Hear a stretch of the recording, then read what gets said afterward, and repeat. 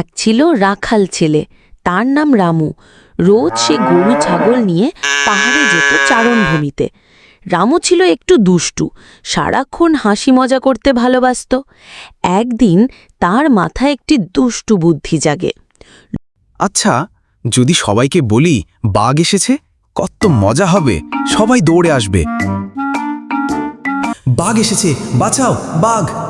বাঘ এসেছে, বাঁচাও বাঘ! বাঘ এসেছে, বাঁচাও বাঘ! কোথায় বাঘ? কোথায় বাঘ? ধরা খেলে, বাঘ আসেনি, আমি তো মজা করছিলাম। এভাবে মজা করো না, একদিন সত্যি বিপদে পড়বে।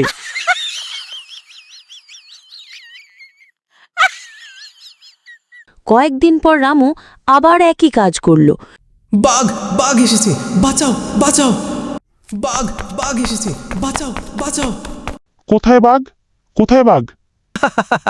ধরা খেলে, বাঘ আসেনি, আমি তো মজা করছিলাম। এই ছেলে কথা আর বিশ্বাস করব না। লোকেরা আবার এলো, আবার বোকা বানল।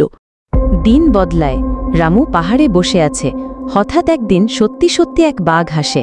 বাঘ বাঘ এসেছে, বাঁচাও বাঁচাও! সত্যি বাঘ এসেছে, কেউ শুনছো?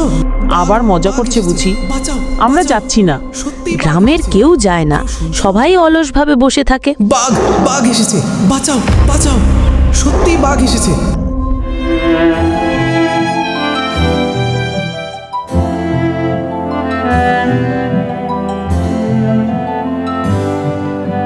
আমি মিথ্যে বলতাম, তাই আজ কেউ বিশ্বাস করলো না।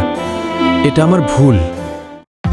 এই গল্প আমাদের শেখায়, সব সময় সত্য কথা বলতে হয়, না হলে বিপদের সময় কেউ পাশে থাকে না।